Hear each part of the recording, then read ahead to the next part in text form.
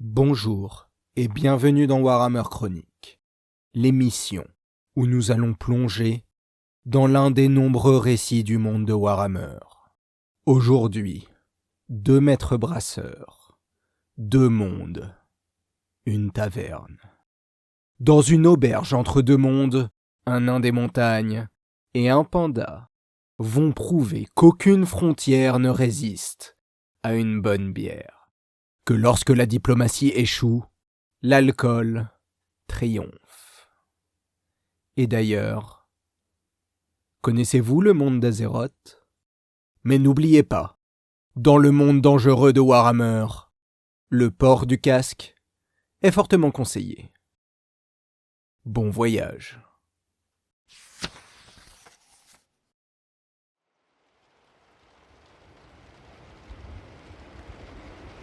La pluie tombait drue sur les pavés d'un hameau sans nom, à la croisée de chemins qu'aucune carte ne daignait tracer. Là, blotti entre 2 collines et un arbre tordu, se dressait une vieille bâtisse, en bois noir noirci par le temps. La chope du destin. La porte s'ouvrit à la volée, poussée par une silhouette courte et massive. Le nouvel entrant n'était pas impressionnant par la taille, mais son pas pesait lourd, comme s'il avait ramené la tempête avec lui. Un nain couvert d'une armure de cuir terni traversa la salle lentement.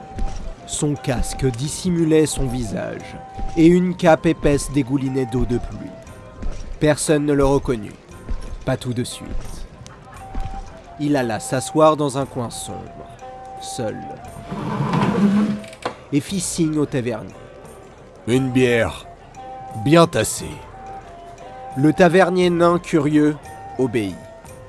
L'étranger but sans un mot, sans même lever les yeux. Mais il fronça les sourcils à la première gorgée. Ouais, c'est pas mauvais. Mais c'est pas ça qu'on appelle de la bière chez moi. Il continua à boire, attentif, parce qu'au centre de la salle, une foule s'amassait, bruyante et rieuse. Les clients se pressaient autour d'un être étrange. Il riait fort, versait des liquides ambrés dans des gobelets de bois sculptés. Et sa voix était un mélange chantant d'exotisme et de bonne humeur.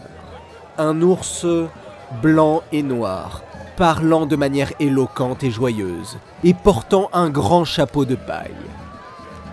Ce soir-là, la rumeur allait bon train. On dit qu'il vient de Cathay, ou d'au-delà. Ouais, c'est une sorte d'ours qui parle. C'est un esprit de la forêt, je te dis. Mais non, c'est un brasseur légendaire. Il a du thé qui te rend invisible. Et il paraît même qu'il a une bière qui te fait voir les dieux. L'étranger grogna dans sa barbe. Il reposa sa chope vide, se leva et marcha lentement vers la foule. Hé, toi, on dit que t'as de la bière digne des brumes des montagnes du bord du monde. Je suis curieux. Les rires cessèrent soudain. Le mystérieux animal se tourna vers lui, sourire large, tonnelet sur le dos. Bien sûr, étranger. Bois donc. Tu verras, c'est comme danser sur un nuage pendant un orage. Le nain prit la chope, huma le breuvage, goûta, puis haussa un sourcil. Il y a quelque chose là-dedans. C'est comme marcher dans une forêt après la pluie. Léger, mais pas faible. Une bière qui respecte le silence. Pas mal du tout. Il sortit une petite bouteille de son sac, étiquetée d'un vieux symbole nain, et versa une liqueur ambrée dans une chope. L'ours mystérieux leva la chope, intrigué, et but d'un trait. Il cligna d'abord des yeux, puis les écarquilla.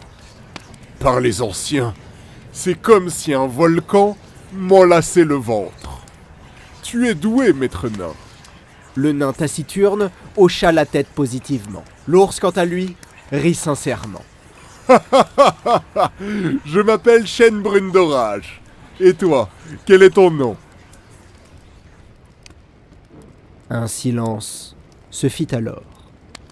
Tous les regards se tournèrent vers l'étranger, qui retira lentement son casque, révélant une barbe tressée, des yeux d'ambre dur et une cicatrice barrant sa tempe. Le tavernier lâcha un verre et recula, bouche bée.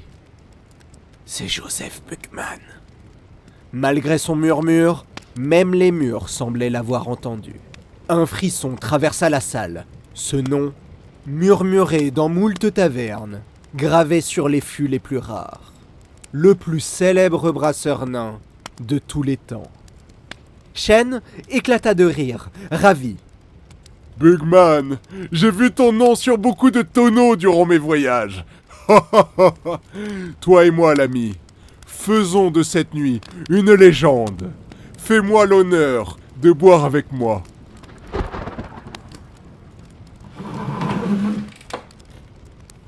Ça roule. Tous les regards étaient tournés vers les deux titans, assis l'un en face de l'autre, au cœur d'un cercle de chopes pleines et de regards suspendus. Shen brune d'orage servit la première chope. D'un geste cérémonieux, il versa un liquide trouble d'un blanc nacré qui dégageait un parfum léger de fleurs fraîches et de pierres humides.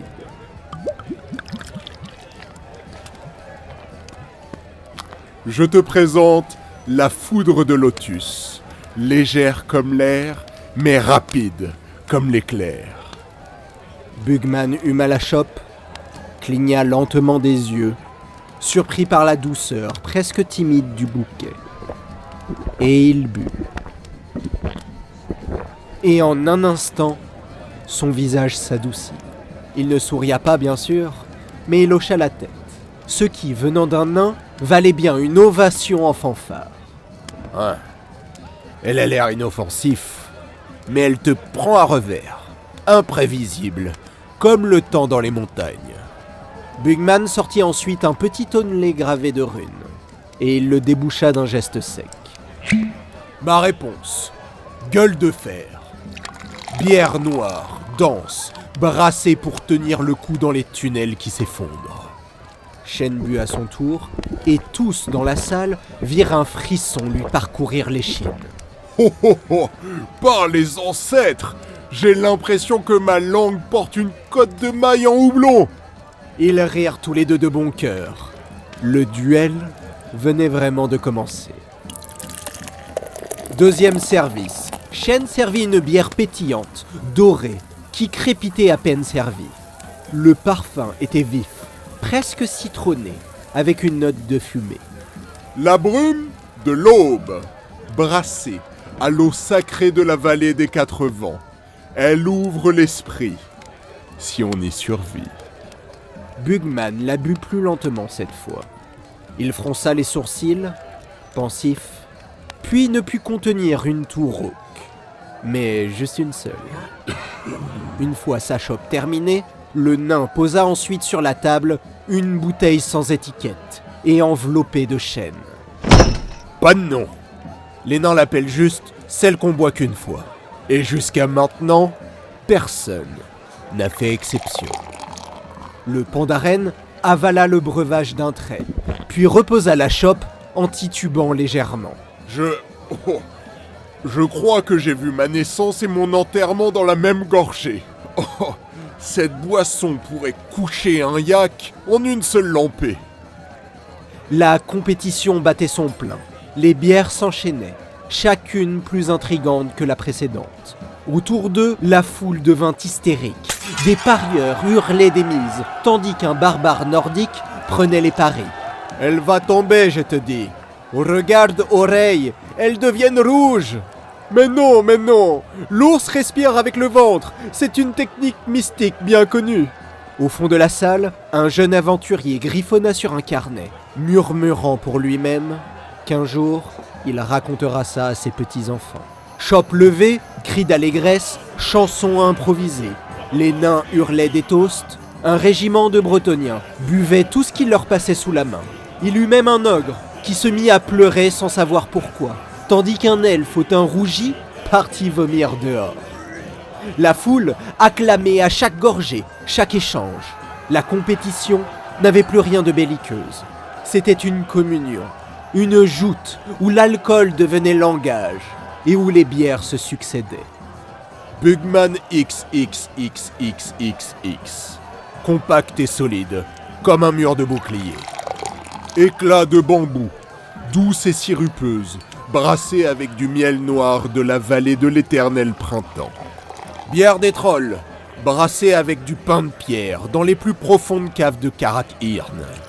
Tempête de riz, légèrement fermentée, qui s'enflamme littéralement dans la gorge.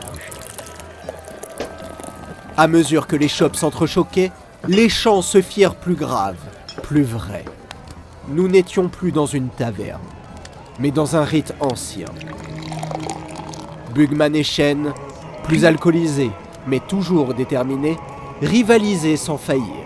La taverne tout entière était suspendue à chaque gorgée. Les spectateurs encourageaient leur champion. Mais un instant de silence s'installa quand Shen, avec un air mystérieux, se leva soudainement.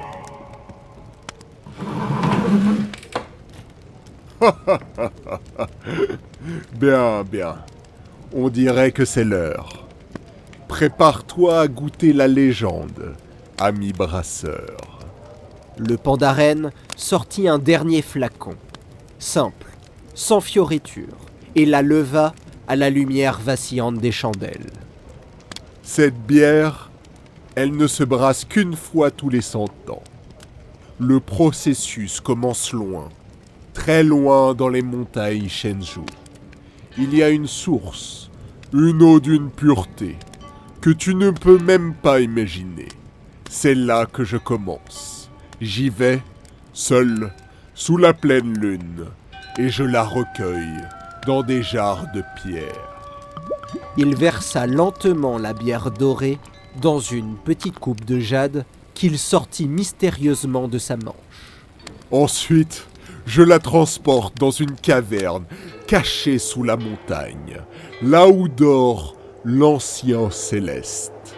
Un dragon, un vieux dragon, aux couleurs émeraudes. Il repose là, dans un profond sommeil. La chaleur de son souffle caresse les fûts, et tout se fait tout seul, doucement, lentement. Ça prend des décennies. Je laisse les tonneaux dans cette caverne pendant qu'il dort. Ses rêves imprègnent la bière. Elle devient quelque chose de plus que juste de l'alcool. Elle devient légende. Shen se pencha légèrement en avant, un sourire mystérieux sur les lèvres. Je te présente le mythique souffle de l'ancien céleste. Bugman haussa un sourcil devant une telle tirade, prit une grande inspiration et s'approcha de la coupe, intrigué. Les arômes, doux et épicés, frôlaient ses narines. C'était différent. Le nain leva son verre, incertain mais curieux. Puis, il but. Et tout s'éclaira. Une chaleur douce envahit sa gorge, suivie d'une explosion de saveurs complexes, minérales et sucrées. Le nain vit trouble, et entre deux battements de cils, Bugman crut même sentir un souffle ancien effleurer son épaule. Une présence familière, discrète, mais indéniable. C'était comme si, juste pour un instant, un proche perdu était revenu des profondeurs de la montagne pour partager cette gorgée avec lui. C'est pur, brut, comme la chaleur puissante d'un feu de forge qui ne s'éteint jamais. Ouais, y a pas de triche. C'est impressionnant, brune d'orage. Tandis que le nain parlait, un spectateur attentif aurait pu voir à travers la fumée, la barbe broussailleuse et les volutes d'alcool que les yeux de Bugman étaient humides. C'est alors que le nain posa lentement la chope et reprit un visage stoïque. Ouais, pas mal, brasseur de laisse, mais laisse-moi te montrer quelque chose. Il se tourna vers son sac, fouillant à l'intérieur avec une détermination calme. Après quelques instants de recherche, le nain en sortit un petit coffre en bois massif, gravé de runes anciennes. Le bois semblait usé, marqué par le temps. Un léger parfum de poussière s'échappa lorsque Bugman enleva le couvercle. Au fond, une petite bouteille scellée dans un cuir noir apparut. Le tout avait l'air d'une relique oubliée. Ça, mon gars, c'est la première tournée que j'ai fait avec mon paternel. Dans notre brasserie près des montagnes grises, il y a plusieurs siècles. Bugman posa alors l'objet sur la table, avec une lourdeur solennelle. Ouais, mon père, c'était un maître brasseur. Un vrai. Avant de partir en expédition, il a laissé cette bière se reposer dans les cavernes secrètes de Karaknorn. Mais seulement après avoir ajouté un ingrédient secret, que seul lui connaissait. Le nain tourna lentement le bouchon de la bouteille, et une étrange fragrance emplit l'air, riche et profonde, comme un vieux vin des montagnes, avec des notes de bois et de mal grillé. La bière, une brune foncée, semblait presque iridescente. À part moi, personne n'a goûté cette bière. Shen s'approcha de la bouteille avec une curiosité grandissante, un sourire joueur aux lèvres. Et tu veux qu'on la compare à ma bière de dragon ? Le maître brasseur à la longue barbe remplit une chope pleine et l'attendit au Pandaren. Cette bière n'a pas besoin de respirer l'air d'une caverne de dragon pour être grande. Elle a été nourrie par l'essence même des montagnes. Chaque gorgée te rapproche des racines des ancêtres nains. La salle retenait son souffle. Shen ferma les yeux un instant après avoir porté la chope à ses lèvres, laissant la bière envelopper ses sens. Le choc fut violent, tellement la bière était dense en alcool, comme si un mammouth avait écrasé le crâne du Pandaren. Puis après quelques secondes, un frisson parcourut tout son corps, alors qu'il commençait à goûter cette richesse profonde. Cette chaleur ancienne qui semblait lui parler des racines mêmes des montagnes. C'était comme si chaque gorgée était une confession murmurée par la terre elle-même. Une histoire de forges enfumées et de feux ardents. De travailleurs infatigables sculptant le roc sous la lumière des étoiles. Les arômes étaient rudes, mais chaleureux. Comme un vieux souvenir de famille oublié depuis trop longtemps. Un sourire empreint de respect se dessina sur son visage. Et c'est alors que Shen reposa la chope. Joseph Bugman, ce n'est pas une bière. C'est un poème en chope, une ode à la joie et l'allégresse vécue dans 1000 tavernes. C'est indescriptible. Je te félicite, monsieur... Quel est ton nom déjà ? Le nain leva les yeux, un sourire au coin des lèvres. Bugman. Joseph Bugman. La taverne se figea. Puis d'un coup, explosa de rire. Tous hurlaient, tapaient sur les tables, frappaient dans les mains, jetaient leurs bottes en l'air. Le concours n'avait pas de vainqueur. Il avait 2 héros.